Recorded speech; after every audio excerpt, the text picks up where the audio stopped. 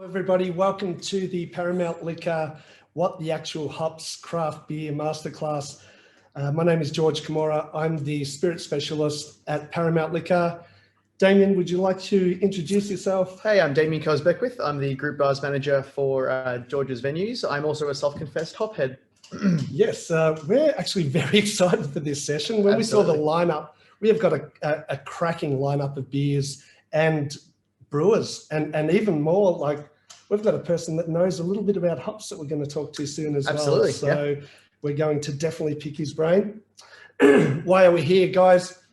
Well, I'm showing my age now, but the days of having a Crown Lager or a Corona, that was something special, a long and past behind us. Craft beer is just massive. Everybody's loving it. I know in my venues, it outsells mainstream beers, probably 3 or 4 to 1. And yeah, we're super excited about that. We're going to talk with all the people today.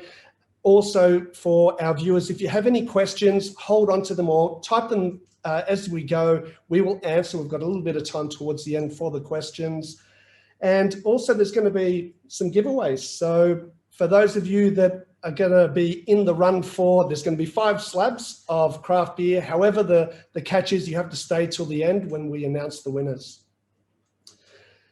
Craft beer trends, Damien.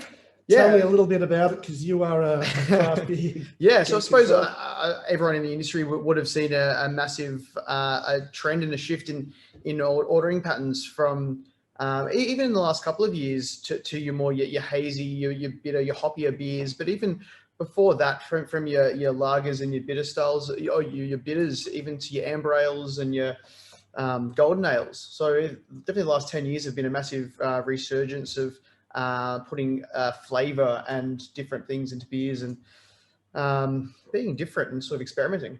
Yeah, and from a venue's point of view, we get to the point where it's actually hard to get everybody's beers on. There are so many. I'm blessed and lucky to say that every brand in the lineup today has been on rotation in our venues. Absolutely. At the 18th Amendments in Manhattan. So thank God for that. So I didn't want anyone to ask me, hey, have you tried our beers? So I guess let's get straight into it. I'm going to introduce James Monching from Yakima Chief Hops to talk a little bit about hops, I guess. Welcome, James. Yeah, thanks, George. Thanks for the introduction there. I'll just quickly share my screen for a moment. I've got a short presentation just on our company and some of the things we do. Bear with me one moment.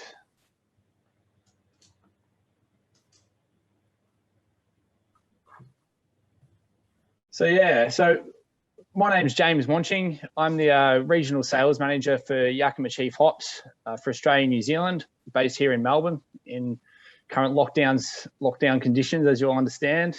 I've been with the company for just over 2 years and actually grew up in a hop farming family in Northeast Victoria. So I've been around it for a little while now, which is great. I'll just jump into it now. Just a little bit on our mission and our vision. Our mission is to connect family farms from the Pacific Northwest to basically the finest brewers across the globe. We place a large focus on being the global supplier of choice for breweries of all sizes through innovation and sustainable farming and production. Our values are displayed through our pride statement there, as you can see. It's basically passion, respect, integrity, dedication really to quality and sustainability, and excellence, which is an emphasis on innovation and continuous improvement, which is really a key driver behind our goals. To touch on our growers, so at YCH, we're a little bit different than other hop suppliers. We have a major point of difference to the others in the fact that we are one of the only 100% grower-owned hop suppliers in the world.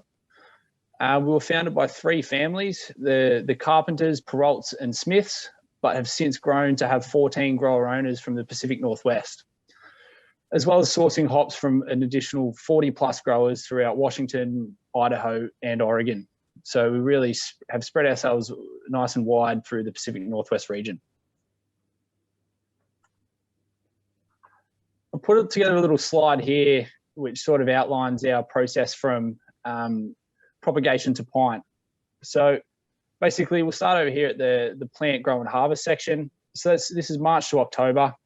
Growers are planting, stringing fields, training hops up the strings, irrigating, ultimately harvesting in September, which is where we move to our receival and production. So this begins in September as soon as we receive our first bales from growers. So production usually then goes through to Feb, March of the following year. Whilst it's going on, we'll be fulfilling and shipping orders as soon as we have processed hops through our pallet plants, so we can get them out to brewers across the globe, whether that be South America, Asia, Europe, Scandinavia, everywhere. We have nice, quite the wide reach at the moment, which is great. We then rely on brewer forecasts and feedback to start the contracting process, so we can then move to our planning and procurement process in February of the following year prior to harvest. So it's a full round system where we rely on brewer feedback, grower feedback, and everything involved there. Altogether, the last harvest, so from the crop year 2020 harvest, we processed around 30 million pounds of hops. We received bales of kiln-dried whole cone hops so that we can process into 3 major products, which you may or may not have heard of, which I know these guys in this call have all used. The first one, so we take the whole leaf hops there. The first one is the T90 pellet, which is the most popular and widely used type of pellet in the brewing industry.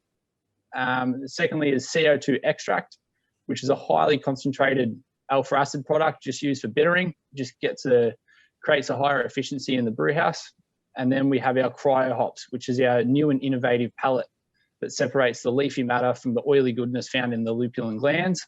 It's a highly concentrated pellet that is really, really suited to hoppy beer styles, which I'm sure you're all enjoying today.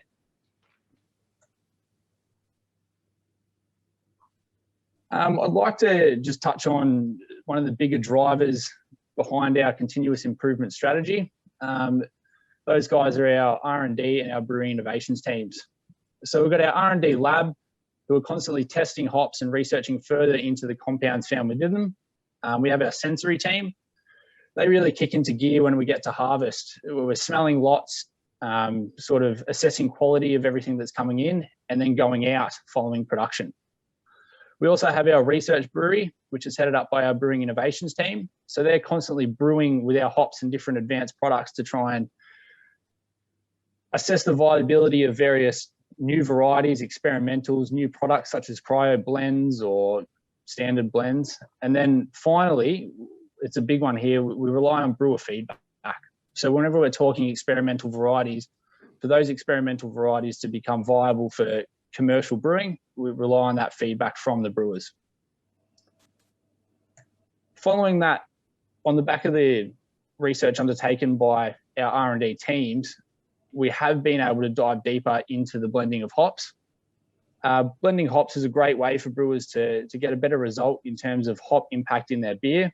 Our R&D team has more recently focused heavy resources on the research and understanding of survivable compounds or beer-soluble compounds. These are the compounds that basically present in finished beer as flavour and aroma. The understanding of these compounds has enabled us to provide brewers with information on a more scientific level, plainly where each different variety of hop is best used in the brewing process to maximise that flavour and aroma impact.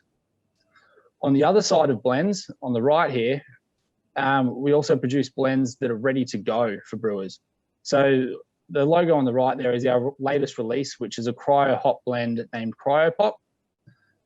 This one was born on the back of research into beer-soluble compounds, and it's designed to get both a consistent result for brewers and achieve maximum flavour impact for additions throughout the entire brewing process. So I think we're going to see this one a lot more out in the market as the next couple of years progress. And that basically winds up a bit of an introduction into Yakima Chief, what we do, how we innovate and why we do it. George, I'll throw back to you. Yeah, thanks, James. I guess, look, we're sitting at just under 400 viewers today. Let's go basic. What is hops and how is it used in beer? So it's basically a plant product that's grown up a 6 metre high trellis. And it's basically just a bud that we then harvest, dry, and then process into various products, including pellets, extracts, and cryo hops. In the brewing process, hops are used everywhere. So we use them in the kettle, use them in the whirlpool, and of course the dry hopping stage, which is where most of our varieties from YCH are best used, just due to the aroma impact that they can provide on beer. Awesome. And is it hard to grow? It's easy. It's pretty difficult. We rely on the weather, the elements a lot. So obviously we've seen some challenges over the last couple of years. We've had wildfires in the US. We've had droughts, heat waves. So our growers are constantly facing challenges in terms of the cultivation of the crop. But in the right setting, in the right environment, they do grow well. So Yakima in the Pacific Northwest through Washington, Idaho, it's a perfect climate. We have lots of water, and it's nice and warm. Fabulous. Are there any hop trends you're seeing at the moment? Like what are the most popular hops that you guys are growing and selling the most of? So our biggest hops at the moment are currently basically Citra, Mosaic, and Simcoe, which you all may have heard of. But we are seeing the more fruit-forward new varieties are starting to take their place within our portfolio. Those include things like Idaho 7, Subro, Talus, which is our latest release, and obviously our blends, which we're sort of starting to enter into the realm of. So things like Cryo Pop. We've got a couple more trial blends following Cryo Pop, which I'm sure we'll see out in the market soon enough, but they're still in the trial phases. Basically just hop varieties and blends to produce nice hoppy impact in beer. Awesome. Fabulous. And how do you go for demand? Is it something that, you know, if I've got 50 acres of land, I want to get into harvesting something, is hop something that you would suggest doing? Is it great demand? Well, look, there's certainly a very high demand, and if there's any hop farmers out there or budding hop farmers that really want to get into it, it would be a great way to go. It is difficult. Some of our varieties, before they're made commercial or turned into commercial varieties, have been in the experimental lot for about 11 to 12 years. So it is a long process to produce a viable hop for the market. Awesome. And now I think I heard something about a preservative. Does it preserve beer, hops? It has preservative attributes to it, just based with the oils and the alpha acids. I'm not 100% sure if it's a complete preservative though.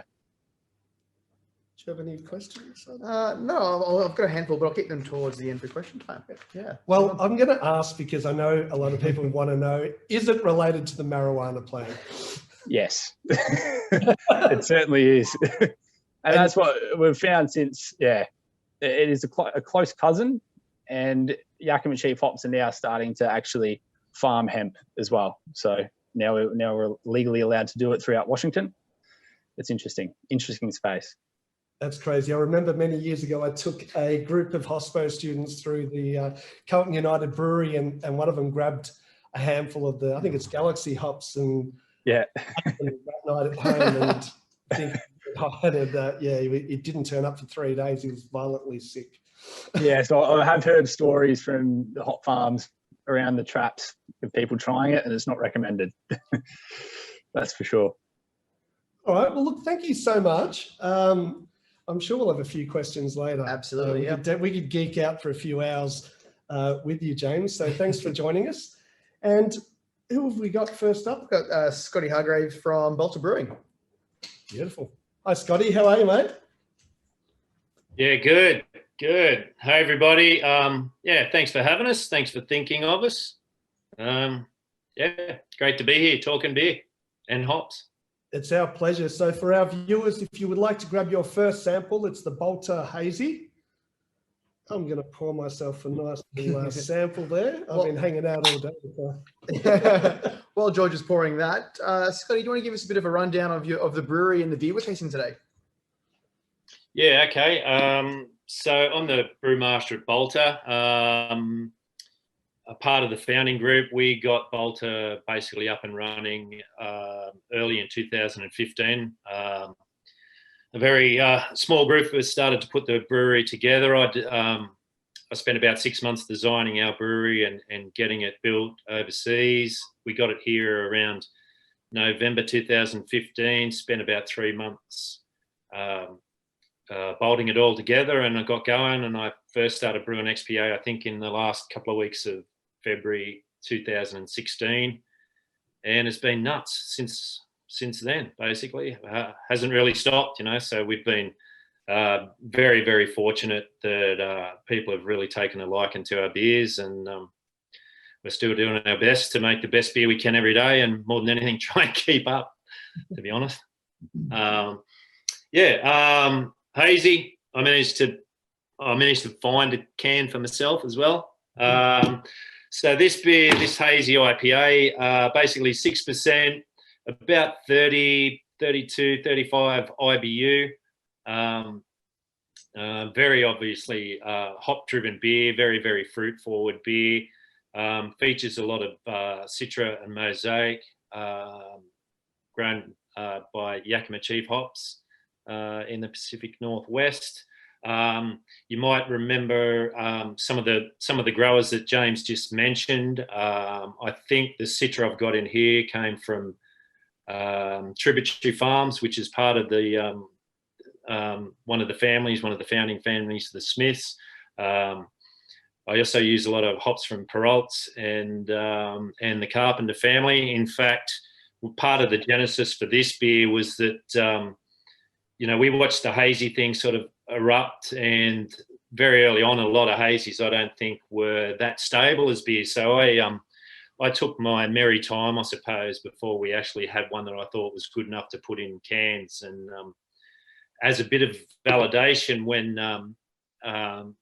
James's part of James's executive group, Ryan Hopkins, who's the CEO of Yakima Chief, and Steve Carpenter, who's another executive there and one of the founding families, they paid a visit to Australia in late 2018, I think, and they, luckily enough, they stayed with us down in Byron Bay for a couple of days, and I gave them a taste of a beer that at the time was called Citra Palooza, and those guys really loved the expression of hops in that beer that was, chock full of their hops. And in a way, it was a bit of an extra tick for me that, I can start to move forward with this one and put it in the can. And that, we didn't end up calling it Citra Palooza. We just thought we'd keep it simple. We're fairly simple people. So Hazy IPA was born. Awesome. And for our novice bartenders that are watching today, what makes it hazy? I remember a while ago, I had a customer that didn't know much about beer that sent it back because it was a bit cloudy. Why is it cloudy? And obviously, what can our budding, bartenders tell the customers that, hey, it's actually great, because I'm a massive fan of it. Absolutely. Yeah, if it's labelled as a hazy beer, it's probably not faulty if it's hazy. You don't necessarily want to see chunks in your beer. Some of the sort of early hazy beers, particularly here in Oz, were sort of prone to being a bit less stable. But I think a lot of brewers have got their heads around that these days. So with the haze that's thrown in these beers is usually a combination of protein, usually from wheat or oat malts, to help soften the body and give that pillowy round mouthfeel, along with quite often some English ale yeast as well, which doesn't flocculate or drop out very easily. So the beers will tend to stay rather cloudy or hazy. And on top of that as well, because you're throwing a fair whack of hops into these beers, there's often a lot of hop polyphenols in that haze as well. So that's basically, hop compounds that add to flavour and aroma. Put everything together, and ideally your beer is going to have that big, luscious, soft, round character to it that's very, very fruity, reminiscent of breakfast juice or, citrus juices. Ours in particular, like a classic characteristic of ours is sort of that combination of orange and mango juice and flashes of pineapple and a bit of floral character in there as well. One of the components I really like about our hazy is it also has a backbone of sort of pine and pine resin. So that structure from the pine helps to balance up all the fruit and the soft sweetness and keep it that little bit drier and a little bit firmer in the back palate, which generally will hopefully send you back for another sip without it being sticky or overbearingly sweet. It's like all beers, it's about getting balanced right. I definitely agree. I think the bitterness in there is quite nice and cleansing, and sort of refreshes the palate for that next sip. I love that you mentioned the families and the growers that you get these hops from, and like it seems a really great sense of place, and sort of where they come from, which I think is lovely. Can you just explain a little bit about? You mentioned the IBU rating of the beer. Can you just explain a little bit about that for the viewers at home? Yeah, so IBU stands for International Bittering Unit, and it's a bit arbitrary. It's basically an attempt to quantify bitterness in a beer to a number. It doesn't always relate to what you're perceiving.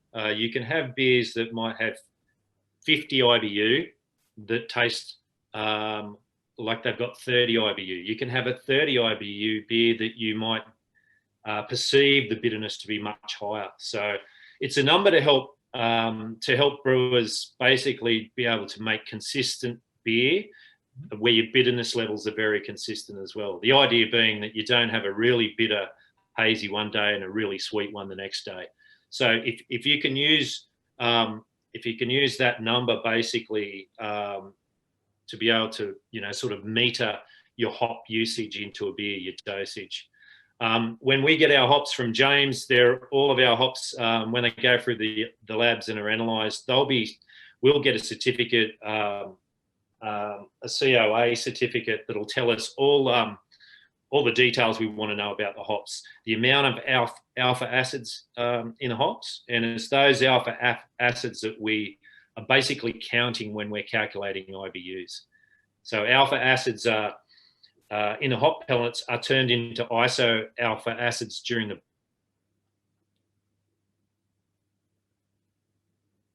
Oh, you've dropped out. I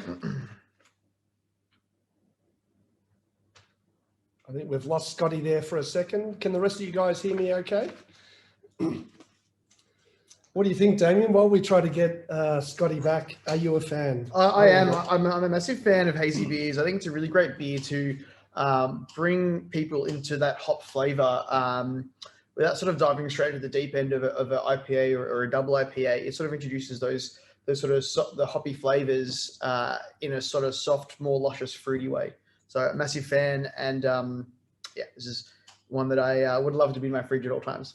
Yeah, me too. I'm a massive fan too, and what I really like, I think Scotty mentioned, is that mouthfeel that you get as well. It kind of reminds me a little bit like Flock when you get it in the whiskey. You get those fatty acids that keep that flavour in your mouth. Yep. Fantastic. Yeah. Perfect. Have we got Scotty back, or have we lost him totally? Unfortunately, I think we've lost him. He's dropped out completely, but I think it's time to move on anyway. Next up, we've got Govs from Blackhops Brewing. Hi, Govs. G'day, guys. Thanks for having me on. And g'day to everyone out there tuning in. It's a real pleasure to share this virtual stage with you all. Oh, it's a pleasure for us too, mate. We're just cracking your beer open right now. So what do we got here? We've got the Neverland Grapefruit Hazy Double IPA. Can you please let me know? A double IPA. What is an IPA? Oh, Scotty's back. Sorry. Have you guys moved on? We've just moved on, but we might hold some questions back for you in the question time later on. Beautiful. Thanks, Scotty. So, yeah, Govs, tell us a little bit about your beer and what is a double IPA? Yeah, so that's a really good question. So the beer that we're sharing with you all today is our Neverland, which is our Grapefruit Hazy Double IPA. This beer started off a couple of years ago as one of our staff beers. So one of the initiatives we have here at Blackhops is once you've been with us as on the team for 12 months, you get to brew your own beer.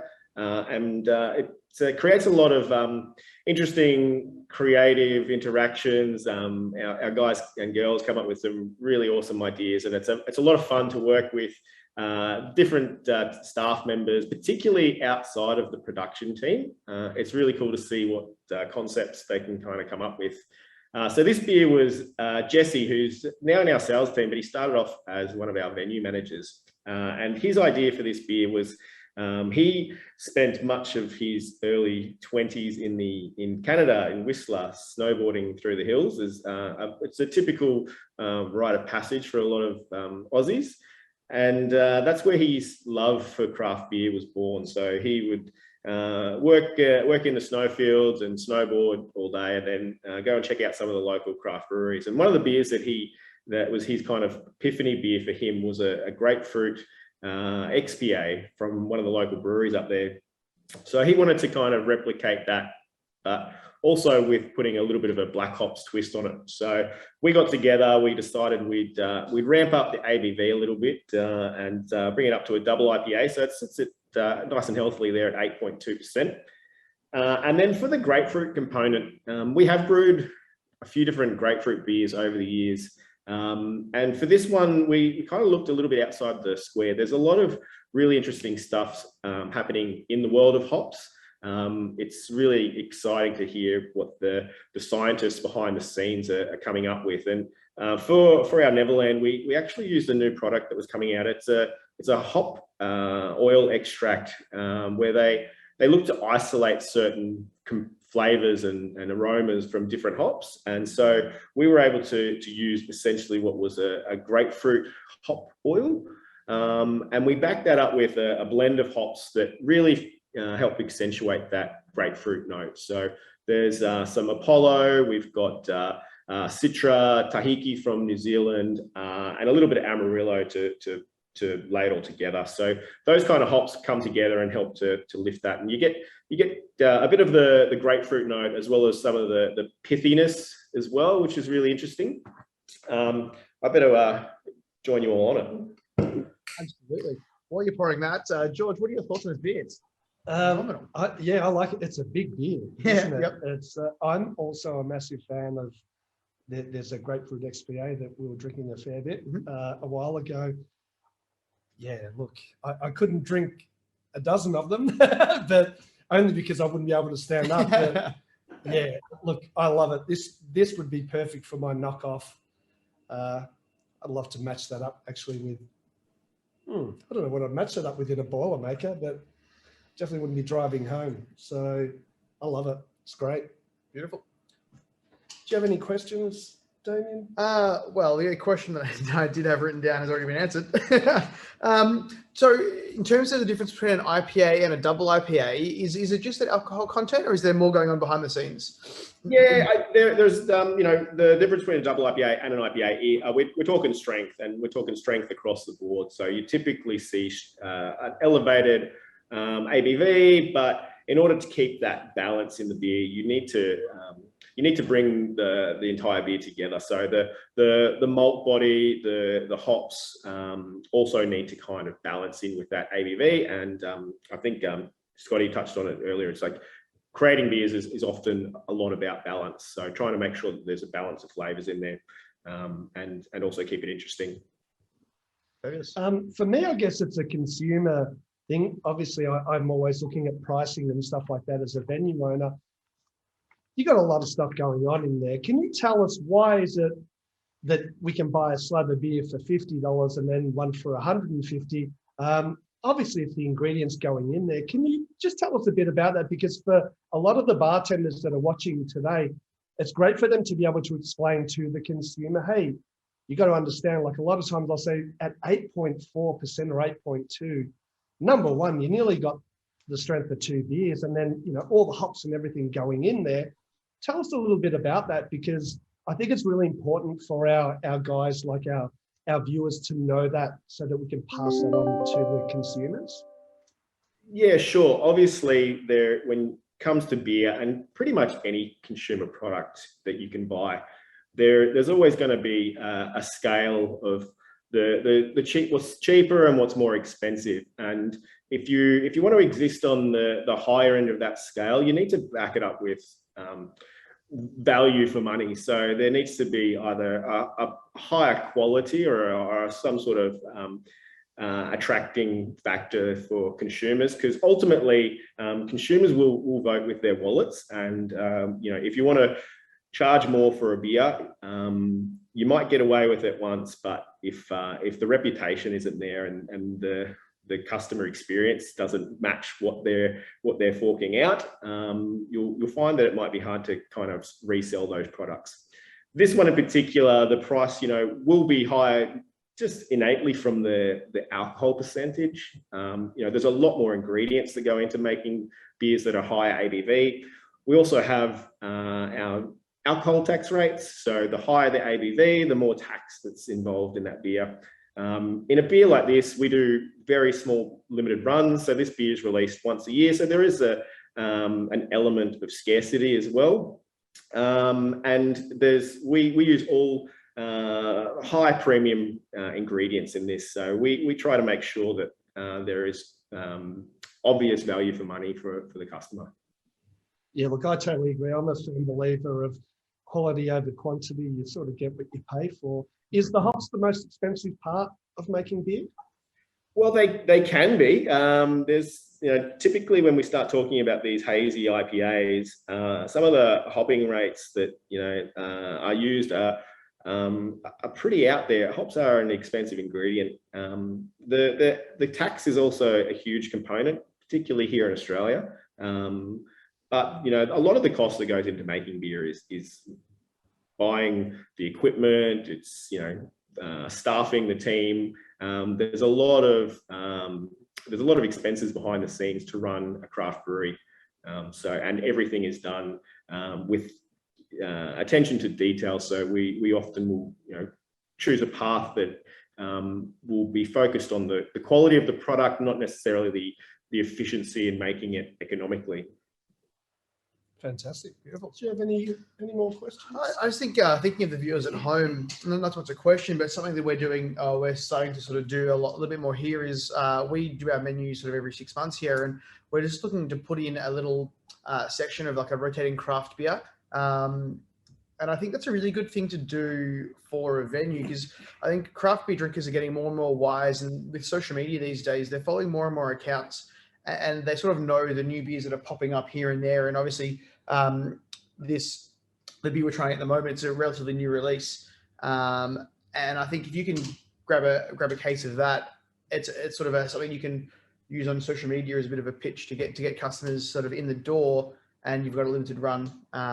As a little suggestion, as a little bit of a thought. Yeah, I totally agree. Yep. People are spending more cost per head at the moment. So for the viewers out there, don't be shy to upsell to, a better beer. Don't be shy to do Boilermakers. I think I've said this before in the whiskey session that we did. Beer, whiskey is just distilled beer, okay? Without the hops, they match so well together. Yep.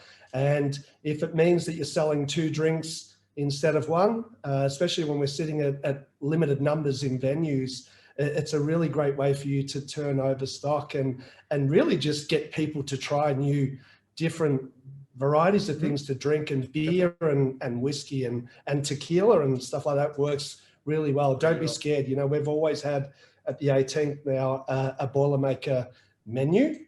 And we're putting that through all the venues. So definitely do that. We need to sell more beer. Indeed, beautiful.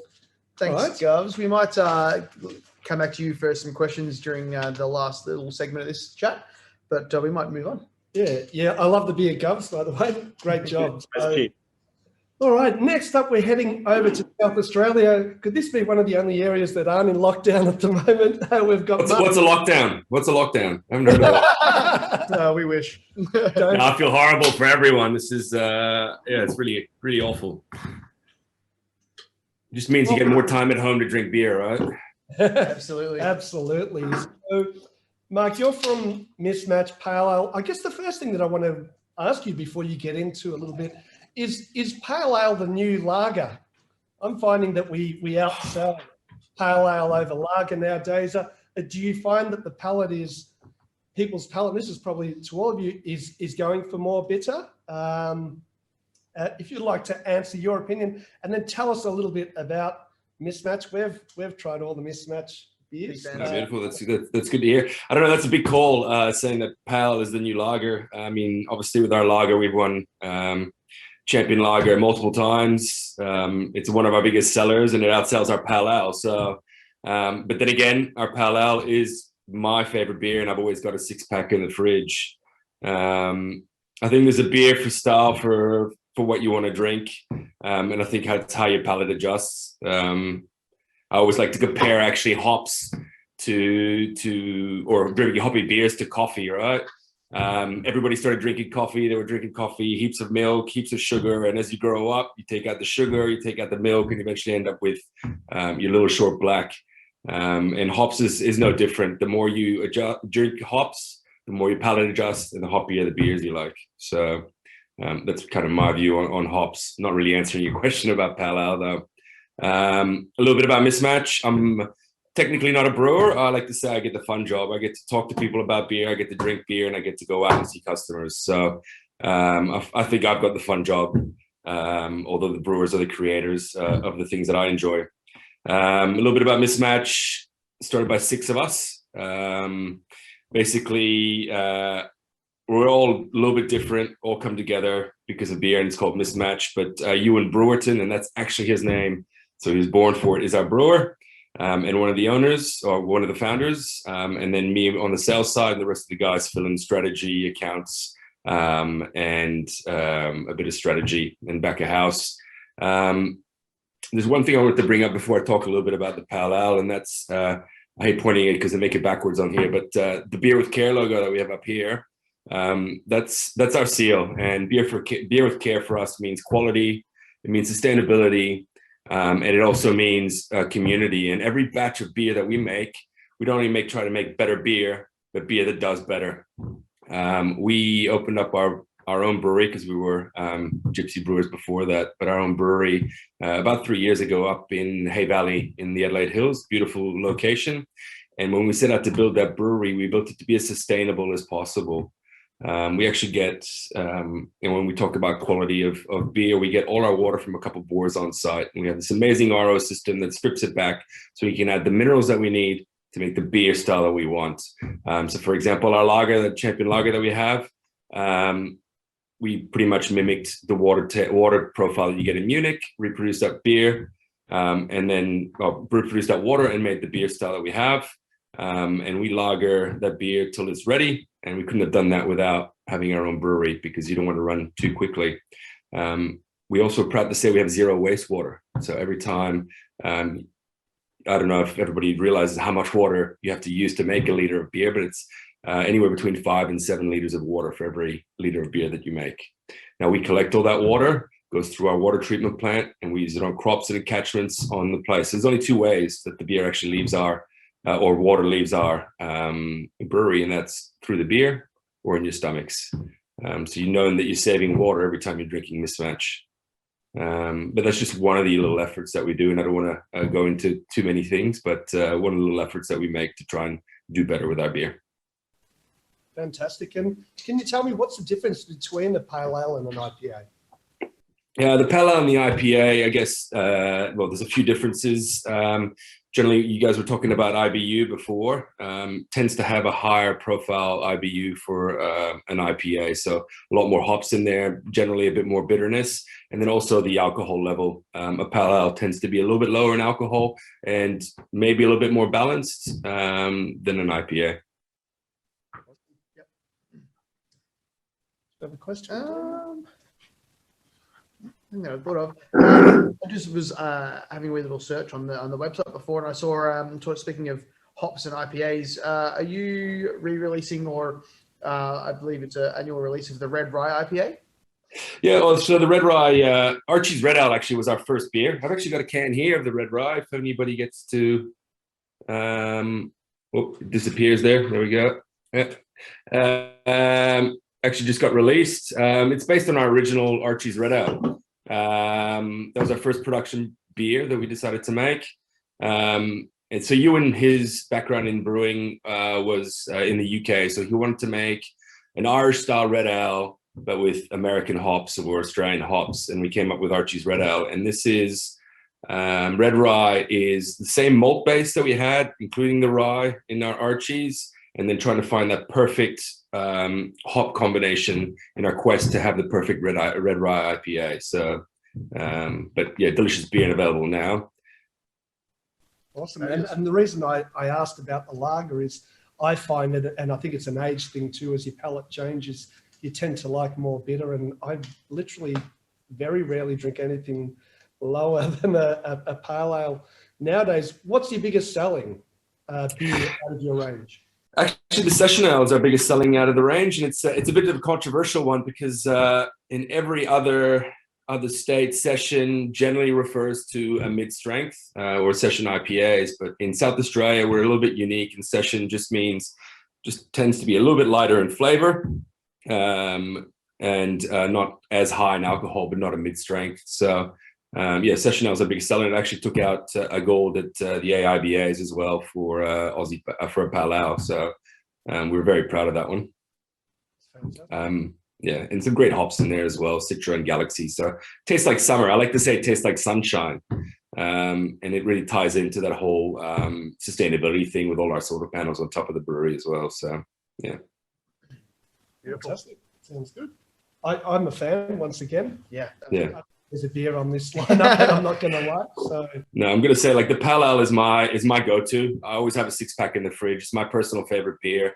This was meant to be a pale ale that's, you know, really well balanced. It's got some great hops in there. So, you know, we've got Super Pride for bittering. Then you got your Muter, which sort of brings in those tropical grapefruit flavors, some Racao and Mosaic, which are those piney, fruity notes. And then a bit of Blanc, which has that gooseberry sort of Sauvignon Blanc characteristics to it. So you even get a bit of bubblegum on the palate and watermelon. And it's just, yeah, so Moorish. You can just keep on drinking it. It's not too high in alcohol. You know, I love going and grabbing a bunch of different beers when I go to the bottle shop. But then sometimes I just want a beer that I know and that's consistent and that I can drink every day. So I'll go out there, drink a crazy Russian Imperial or something else, but then just for my go-to beer afterwards, it tend to stick to a pale ale. Absolutely. I think so far the word of the day is balance. I think one thing we're noticing with all of these beers is that the hops and the malt and the ABV seem to all be in balance, and that's what makes them absolutely killer beers and something that we can all reach for and enjoy comfortably. Yeah, I really like to say with hops and malt, I keep it very simple, and it's definitely more complicated than this. But especially if you're talking to your customers and they're trying to understand what beers are about, I always say malt is for sweetness and palate, and then hops is for your aromatics and your bitterness. And what you're trying to do is, like in cooking, you're trying to balance everything out. And you know, moving forward, you guys are talking about trends of beers coming up. I think while the hazies are still going to stay popular, West Coast is going to come back, and it's going to be gone from the West Coast IPAs we used to get, which were palate strippers, to West Coast IPAs that are balanced, where you still get that malt sweetness, but then just a really pleasant bitterness and great aromatics. awesome. Are we better than the US now? Oh, look, I tend to stick to more Australian beers, and I drink a few US beers. There's definitely some amazing US beers, and there's probably more of them. But you know, everybody I speak to is going, you guys, Australia's really caught up to the US as far as the beer styles. But there's plenty of other countries that are doing great. I think the world over, we're all growing together, and it's great. That's good, because we did a video for my channel, a YouTube channel, a while ago, and it was just really an introduction to beer. And when I put it out on YouTube, the amount of people from the US that slammed me. Look at these two guys. They said, look at these two English guys. They don't know anything about beer. We created craft beer and so forth. So I really want us to overtake the Americans. So I could turn around and say, hey, Aussies do know about beer as well, especially craft beer. We need a beer Olympics. Absolutely. All right. Well, that was fantastic. Thank you so much, Thanks, Mark. Do you have anything else? No worries, guys. No, I think you know, we've pretty much covered it. It's really great to be amongst these other great breweries and presenting today. It's just so good to see. You know, I think a big thing for the craft brewing industry. There's nothing worse than going and getting a beer and trying it, and then going 2 months later, seeing it again and trying it again, and it's totally different.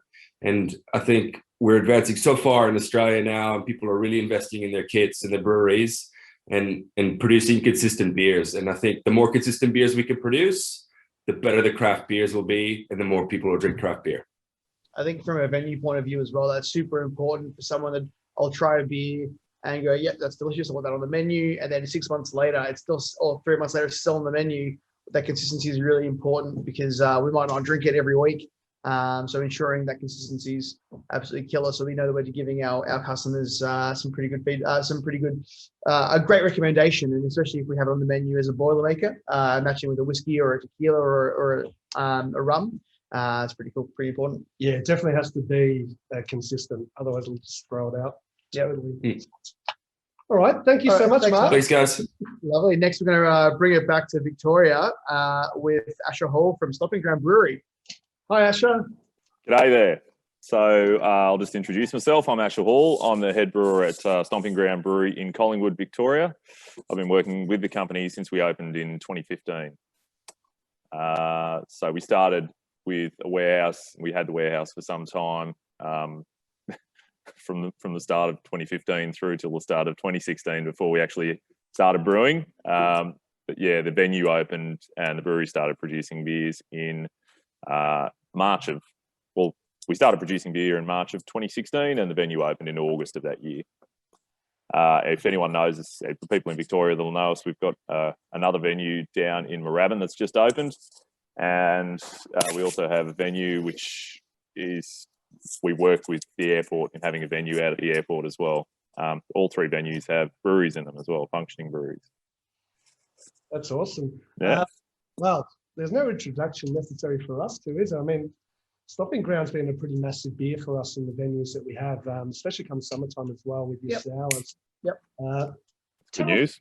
About this beer, please, and just a little bit in general about IPA itself. I know I asked earlier about a pale ale, but just a little bit about IPA, India Pale Ale, is that right?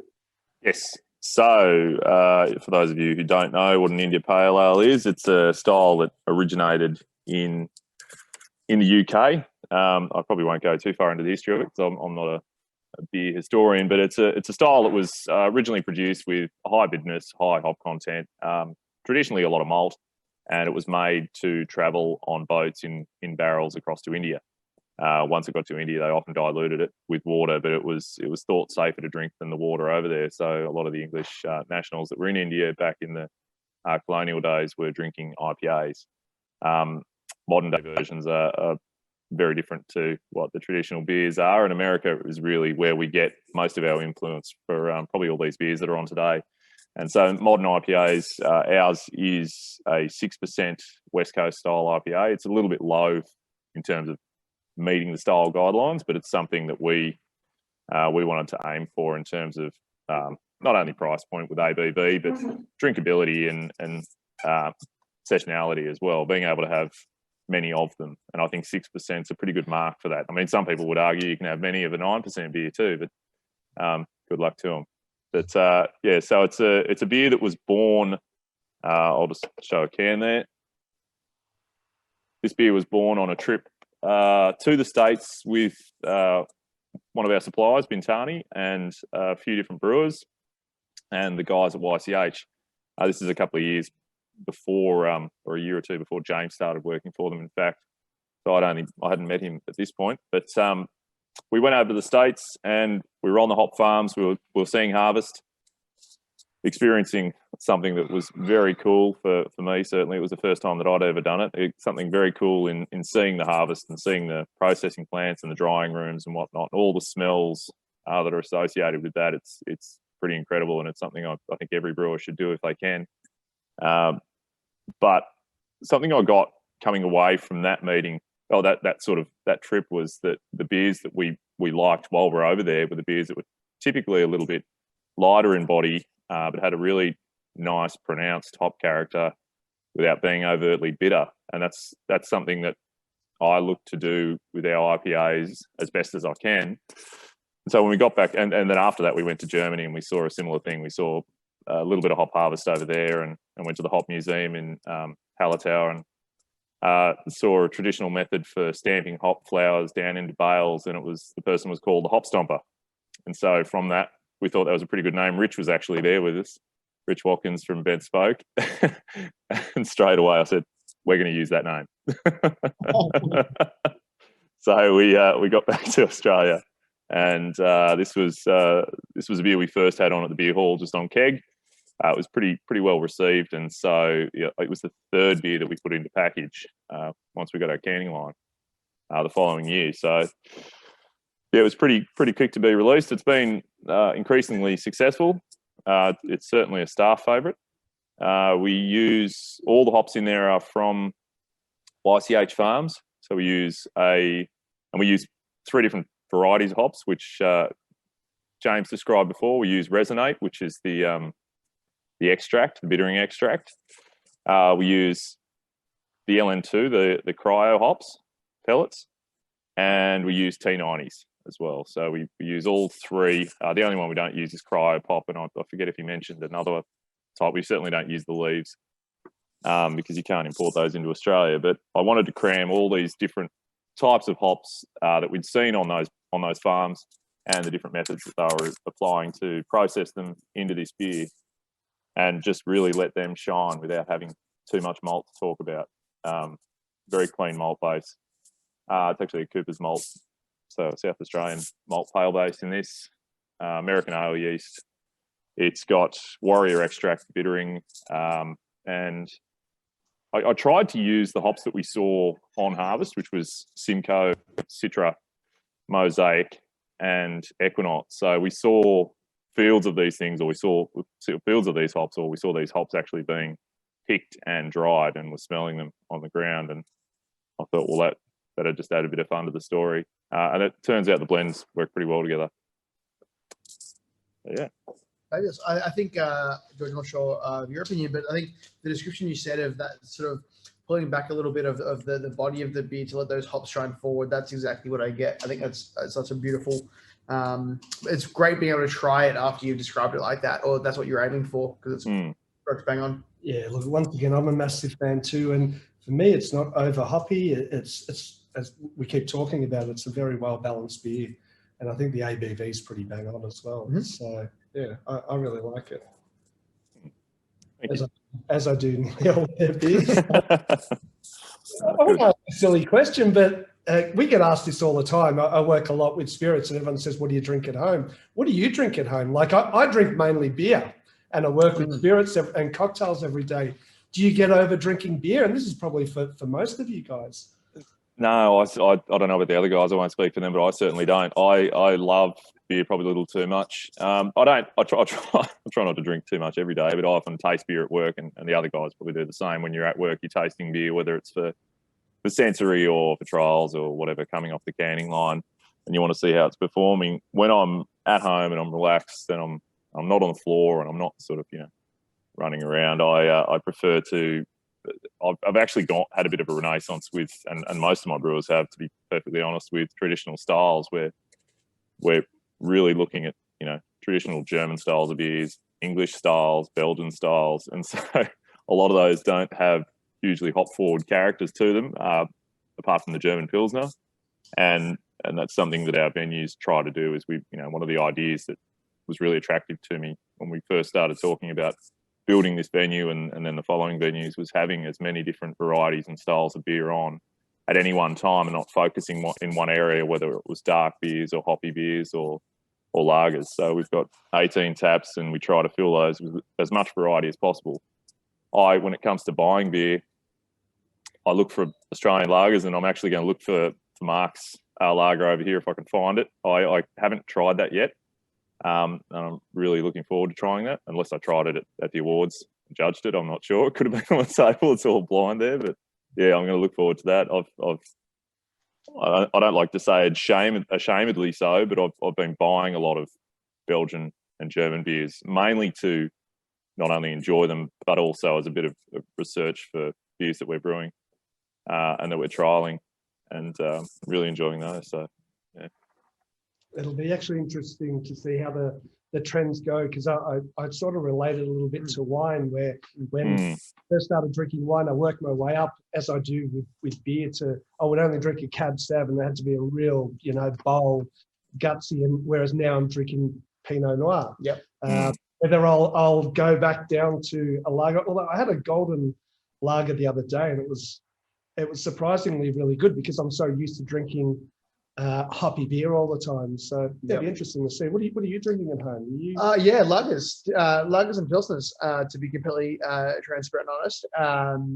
I think similar to what Mark was saying with the pale ale, just something sort of, you don't have to, I love going out and getting like a mixed 6-pack of the newest release wild and crazy releases. But I think that sort of pale ale is sort of what I'm drinking. Either a pale ale or a lager is what I'm drinking, more often than not, just to sort of reset the palate, and a beer that I don't have to think about too much. James won't be liking that, because is it true that is there hops in lagers? Yeah. Yep. Yeah. In comparison, I know the answer. I'm going to ask for our viewers. Well, how much difference? Let's say, I don't know how we would measure it, but how many more times hops would be in an IPA list, for example, compared to a lager? Well, depending on which lager we're talking about, I'll go with one of the more hoppy styles that we make. And whether this is an accurate reflection of how much the Germans use, I don't know, but in our German Pilsner, I mean, this beer today, the IPA is, for example, around 60 to 70 IBUs. I think the number is closer to 60. It is fairly assertive with the bitterness. Our German Pils is about 35 IBUs. And so to get that bitterness, you have to use the high bitterness. You have to use a lot more hops. We start getting there pretty quickly with the IPA because we use the resonate. So it's a concentrated form of the hops. We don't use that in our German Pils. We use an Australian bittering hop, Pride of Ringwood, and we use Tettnang and Spaltz as our finishing hops in that beer. And overall, we don't dry hop it at all. Whereas with our IPAs and pales, we dry hop all of them. Man, what would the number be? Grams per litre. I'll put it in perspective for grams per litre. Say in the lager, it'd be, maybe 2.5, 3 in the Pils. Whereas this is about, including dry hop, and if you were to pull out the bittering hop, it'd be 10 grams per litre. Yep. So it's a lot more. Yeah, that's crazy. That's pretty cool. And once again, sorry to cut you off, that explains the price difference, obviously. Yeah. Right? Yeah, for sure. I think we'll get back onto dry hopping later in question time. Yeah. I got a couple of pretty interesting questions based around that. All right. Should we move on? Let's move on. We're actually on time at the moment. Yeah, we're a little thank bit you, over, Asher. so we're going Thank to you. No worries. questions later. Thank you so much. And all right, we're going to go over to Richard. Richard Watkins from Bentspoke Brewing in Canberra. Hi, Richard. G'day, guys. G'day, everyone. It's great to see so many people that want to be part of a few brewers talking about beer and in particular hops. How are you guys going? You're about 4 beers in now. You're about to have your 5th beer. How are you travelling? Yeah, We're pretty good. We're really happy. I'm Season. super excited to learn a little bit about this beer. We were talking about it before. The barley Griffin was on our menu for about 1.5 years because if we took it off, they would pretty much lynch us down here in Geelong. Absolutely. So, a very popular beer. tell us a little bit about the Crankshaft IPA and a little bit about Bentspoke as I pour myself one of your delicious beers. Yeah, look, I started brewing back in '96, so it probably makes me one of the longest serving craft brewers still brewing now in Australia, which is, I'm not sure if that's a good thing or a bad thing, but something that I like to just mention. And then I guess back then in '96, there were sort of only really eight or 9 small breweries around Australia. So it was a very different scene to over the 750 breweries that we've now got in Australia. So back then it was really hard to get hops. And I think it was in 2003 when I got a little pamphlet through from Bintani with a YCH logo on the pamphlet, and I chased that down, and we finally got some hops air freighted in from the US, and sure enough, they were amazing hops, and they were so much better than any of the hops that we were using at the Wigan Pen. So we started using lots of those hops and started to learn a lot about the amazing amount of varieties that the US could do. And then fortunately enough, getting over to the US and going and doing a tour of all the hop farms like Scotty and Ash said earlier, going and meeting all the families and realising that just as we put so much love and care into the beer we make, all those farmers over there put so much love and care into the hops that they grow. So from there, I guess, fast forward a little bit and we get to Bentspoke, and we started Bentspoke in 2014. We just started as a little brew pub in Canberra, and And our plan was always to can our beer. And in fact, when we were building the brew pub, we put can lids under the reinforcing in the concrete ceiling. And so when you come into the brew pub and you look up, you'll see little can lids there. And that was our little sign that we were always going to can our beers and move into a production sort of capacity. We set up a production brewery in 2016, not far from the brew pub. And now, yeah, obviously you can get our cans and certainly Crankshaft mostly around Australia now. So Crankshaft was one of our founding beers. So we started in the brew pub with, I think it was 6 beers and a cider, and Crankshaft was one of those beers. And at that point, pale ale was all the go, lager was all the go, and cider was all the go. So cider was really big back then, sort of 2014. And we never thought that Crankshaft would be our biggest selling beer. But it was from day one. It was closely followed by Barley Griffin, but Crankshaft's always been our number one seller. And so when we had to make a call about putting our beers into cans, we sort of said, well, let's just grab the 2 biggest selling beers and start from there. So we put Crankshaft and Barley Griffin in the cans, and here we go. So I think now we're one of the only breweries that has an IPA as its biggest selling beer, which is it's great to for me. That means that the Australian consumer is so more knowledgeable in beer, much more appreciative, and wants to try amazing different flavors that beer can give that maybe 20 years ago that certainly wasn't the case. So Crankshaft's a beer that we brew with a blend of hops. We use 4 different hops. We use the Equinox, Simcoe, Citra, and Centennial hops, and we put them together in a blend. We add our hops to our beer, obviously on the hot side, in the kettle, in the whirlpool. We also add our hops on the same time we add yeast on the 0-day fermentation, so the first day of fermentation, and that's because we want to get some enzymes from the hops and actually help our beer sort of ferment a little bit better. And then we do another dry hop later on the 7th day. In all, we're adding about 100 kilos of hops, and like the other guys talked about, we're using the pellets, but we're also using the cryo hops. I'm a big fan of the cryo product. I think it's a really stable hop product, and it's really easy to keep all those oils in the beer when you're brewing it. So we want to get the beer with the most flavour to everyone out there, and the best way to do that is to use really good ingredients like cryo hops. So yeah, that's a little bit about me, about Bentspoke, and about Crankshaft. Awesome. I might ask the first question. Go for it. I want to know about the name, Bentspoke. Yeah, well, it's the hardest thing to do, I think, when you're trying to name a brewery. Really, we had little bits of paper up all around the house, and I think we got down to the last morning. We had about 3 hours to register a name, and my partner Tracy, who now does all the brewing actually at the brew pub, she said, "Why don't we call it Bentspoke? You like making beers, we like riding bikes." So there we go, Bentspoke. I love that. I like that. That's awesome. Fabulous. Just a little note that I wanted to mention for our viewers at home. I think Richard's being a little bit humble. Humble beginnings, starting as a small brew pub. The 2020 Gabs House 100, this beer took out the #1 spot and has been the top 3 for the last couple of years, 4 or 5 years now. Yeah, that's pretty humbling experience. I mean, there's so many good beers out there, and so many breweries making not only good beers, but good beers that you can get all around Australia. So for a little brewery from Canberra to knock off some pretty big heavyweights there at the top, to take the #1 spot last year was pretty amazing, pretty humbling for the brewery. And I think it's just a great reward for the brew team that tries to, put in and make the best beer we possibly can. That's awesome. Who was #2 that year? It was Stonewood Pacific Ale this year. Stonewood. And then, knocked over Stonewood Pacific. And then Balter XPA was #3. And Balter. All right. Nothing against Balter, guys. We'll have to share the awards and the love around everyone. That's fantastic. Richard, what was the IBU for this beer, roughly? Yeah, we're going for sort of the sessionable sort of territory. So we're about 35 IBUs for this beer, 5.8% in alcohol.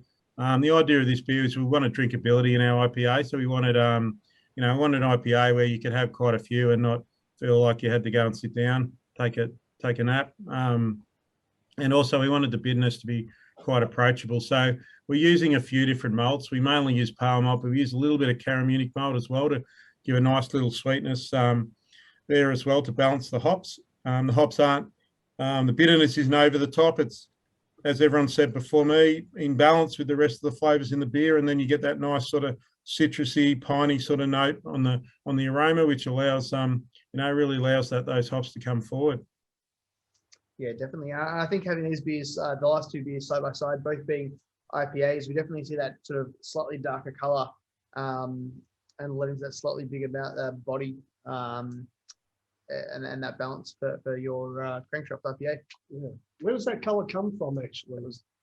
Yeah, the color comes from the Caramunic malt, so it gives that little bit of sort of orangey malt sort of color, which we want that extra little deep sort of color in this type of beer. Fabulous. Awesome. Well, I'm a massive fan once again. We're very happy with the lineup for today, I can tell you. Yeah, definitely. Was there anything on the horizon for you guys that you might want to talk about, or anything new and interesting before we jump into questions? Oh, look, we've always got new beers coming out. We just released a Flanders Red Ale, which is a blend of 2-year-old, 1-year-old, and fresh sort of beer. So Flanders Red Ale is a Flemish red ale, comes from the Belgian region of Flanders, and it's an aged beer with bacteria and yeast. So that was a recent addition to our seasonal releases program. We've also got a couple more beers coming out later in the year. We'll have another pale ale, another hop forward pale ale coming out later in the year. We'll also have a ginger beer coming out in a couple of months' time. Fabulous. Oh, yeah. I think perfect timing for that coming into summer. Yeah, absolutely. Definitely looking forward to that. Well, thank you so much. We're ahead of time. Shall we go to a few questions from our viewers? Do you have any questions? I suppose that's a really good time to mention to any of the viewers out there. If you have any questions, feel free to type them through using your app or the link that you've got there on your screen. They're all filtering through now. Coming through. I might ask one as they're filtering through. I might ask Mark from Mismatch. Mark, is it harder to make a lager than a pale ale? Is it? Can you hide more with hops? I guess. the best.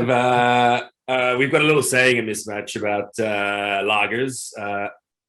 Lager is like a naked brewer. And the reason I mean that is a lager traditionally is meant to be beautiful, delicate, just really easy to drink. And for you guys are bartenders, right? Everybody can make a martini, but to make it well is difficult. And it's the same thing with a lager.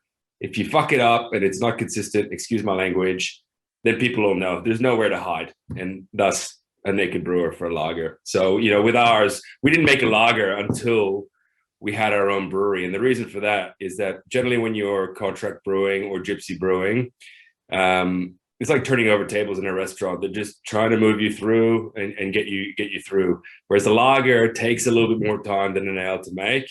And a lager is ready when it's ready. And you want to pull it out when it's ready. If you don't pull it out when it's ready, and because lagering obviously is German word for cellaring.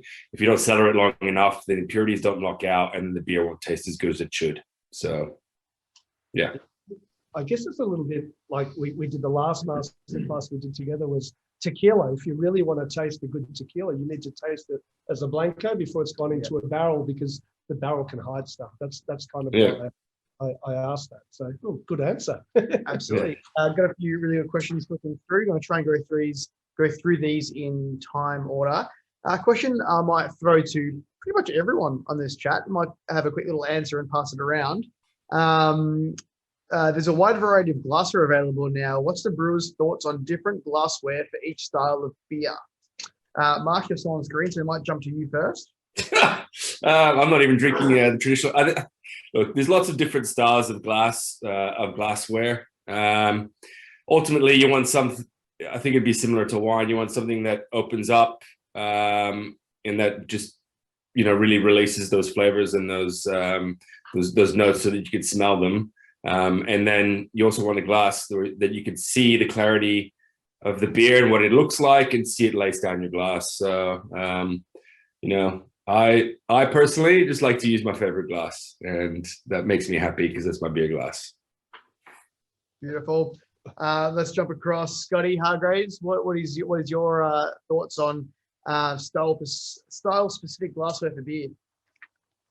Yeah, I think there's a good case for horses for courses. I think certain beer styles definitely benefit from having certain glassware to go with it.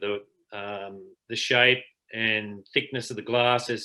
There's a few things that will have a massive impact on what you're actually perceiving in your beer. So, and for me, part of the fun is that discovery. Try your favorite beer in your favorite glass, then try it in a different glass. Next time you go out hunting for beer, maybe go out and hunt for 3 or 4 different glasses and match things that way. I mean, to be quite honest, I've got beers of ours that I'll put them in certain glasses and I'll actually hate it.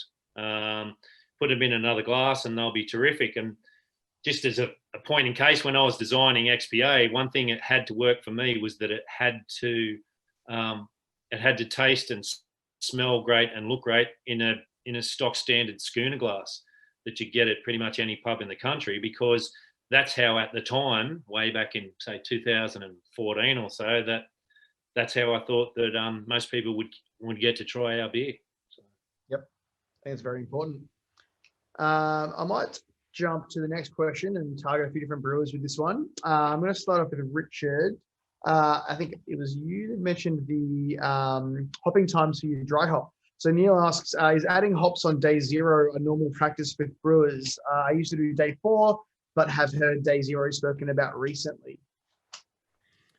Yeah, look, I don't think it is a normal practice for most brewers, but I think it's something that really does help generate sort of flavour depth, and also the enzymes in the hops help to thwart against the beer continuing to ferment in the can as well. So you end up with a lot more of a stable product because some of those enzymes in the hops actually break down some of those long sugars, and they then get fermented and don't start re-fermenting in the can. So for me, it is about 2 things. It's about the flavour contribution, but also Barley Griffin, for instance, we don't add 7-day hops. That's all 0-day hops, and it's still got a really nice hoppy, fruity sort of aroma. So yeah, I think there is value in 0-day hops. I think 0-day hops is something that I've mainly only heard about since talking more hazies because of the isomerization of those alpha acids. Is this something you've been doing since sort of the early days?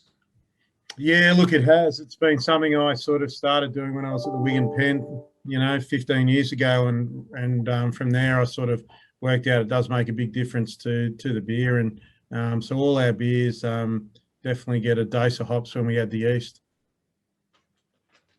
Fabulous. Can I throw in a silly question? Go for it. What is dry hops? I know the answer, but we've got a lot of beginners. What is dry hops? Yeah, I guess dry hopping is when you're adding, sort of dry hops, whether they're pellets or cryo, to fermenters straight to the fermenter. And there's a number of different ways to do that. You can literally open the top and pour them in the top, which is probably what most people do. Or there's a process called a hop cannon where you can actually put them in a hop cannon and then force them through a sieve to break them down into small particles and then recirculate that fermenter through the hop cannon. And that's the way we do our dry hopping. But I guess it's just a difference between adding them to the hot side or adding to the kettle or the whirlpool versus the fermenter. Cool. Thank you. Fabulous. We've got lots of great questions coming through, guys. If we don't get to them all by the end, we will endeavour to answer them individually via emails, or yes, we've been doing in the past. Fabulous. I'm just going to jump in and throw a question to Asher, and I'm going to lose this question now. What varietal can you see popularizing over the next 12 to 18 months? How many craft beers? Sorry, that's the first question. Second question is, how many craft beers should a venue have on tap percentage-wise? So that's variety of beer or hop? What varietal can you see? Good question. Let's go hop forward first, because this is this whole chat's based around hoppy beers. So is there a hop style or a hop in particular you can see being popular over the next 12 to 18 months? I know one of my new favorite beer hops is Sabro with that sort of coconut and barrel flavor. Yeah, I love Sabro as well. I mean, I think I kind of agree with, I don't know whether it was Mark or Scotty who said it before with the West Coast style IPAs coming back into the fold. I reckon that's certainly going to be a style of beer in terms of hoppy beers that will become far more popular in the coming 18 months. Again, I think people are already moving back that way. Certainly, it's something that my brewers and people in the beer hall are talking about. Just to be completely honest, we haven't done many hazies. In fact, we've only done one. It's not something that we ever really thought we'd get in the space of. So I'll just add that for us. So I don't talk too much to hazies purely because I haven't really trialled them much.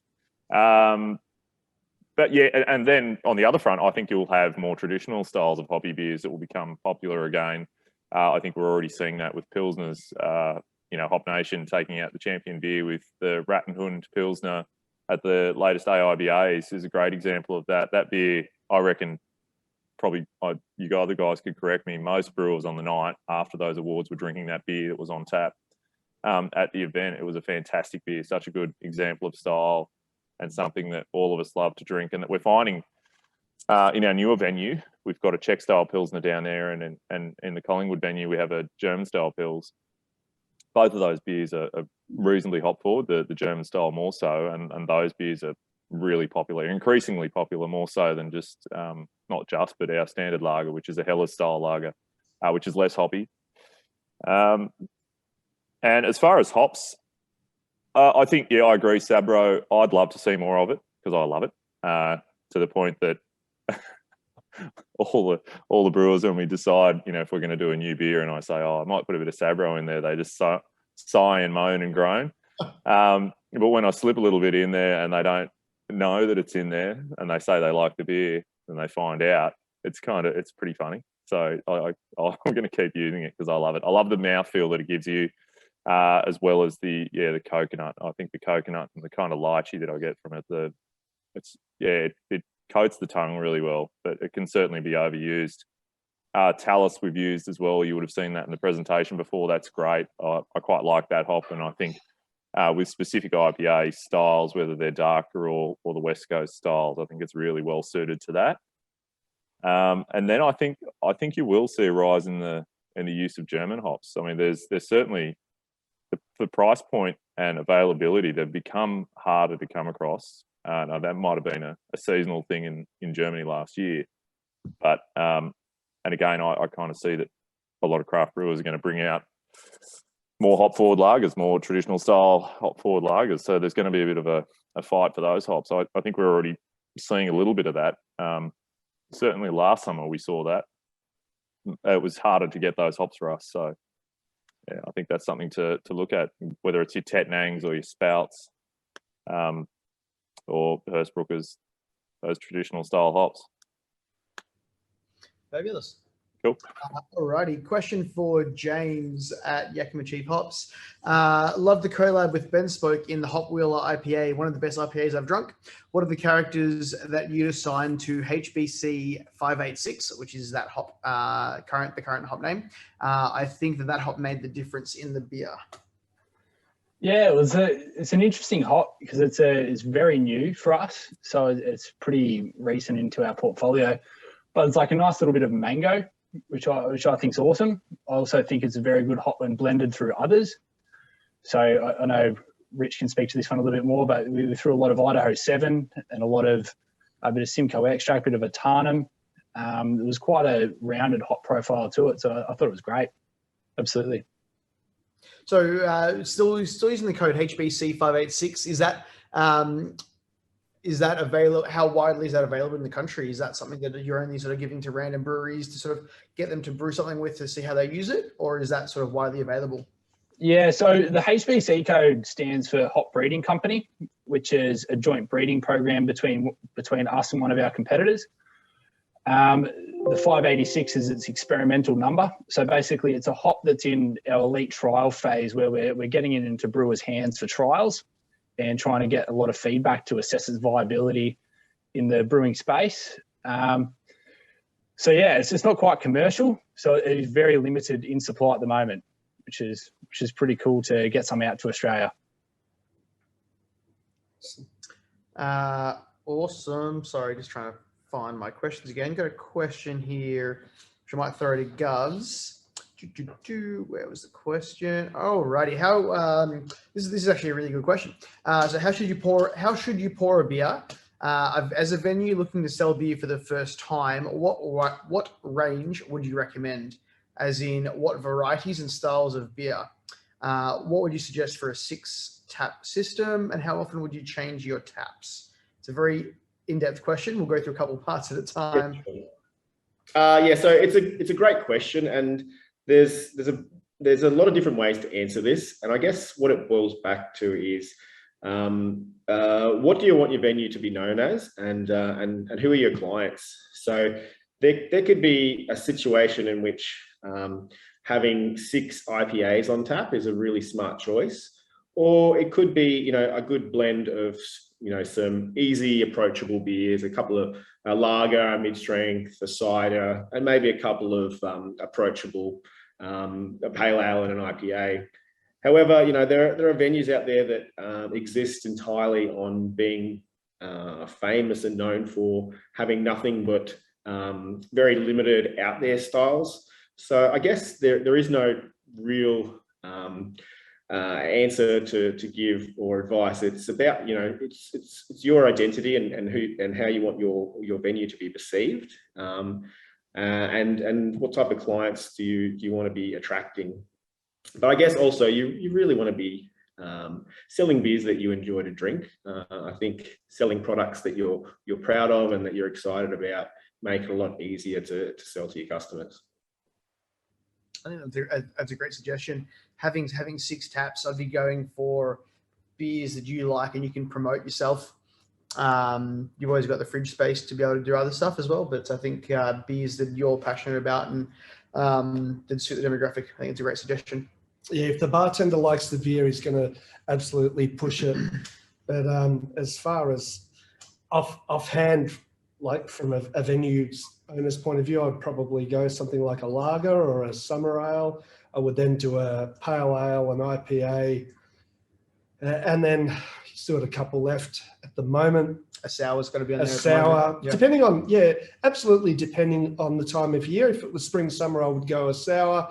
I would look towards possibly a porter or something a bit darker in autumn, winter. And then I would leave one tap just to rotate. Yeah, very important. There's a lot of different beers going through the shed at Paramount at the moment. Speak to your rep and say, hey, what have you got coming up?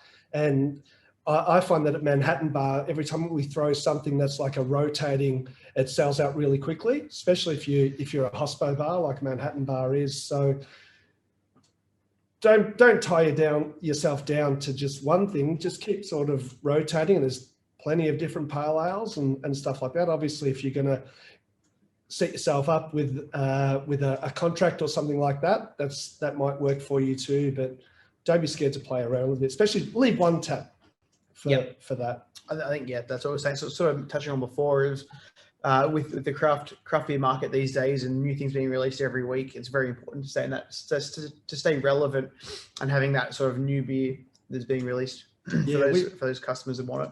Absolutely. We did the tropical sour from Mismatch, and that was just like crazy. We actually had to keep that on. So find out what your customers like. All right. Next question. I might keep you around, Govs, with this one, and we'll throw to someone else as well. Has COVID changed anything for the brewers, apart from the obvious brew pub closures?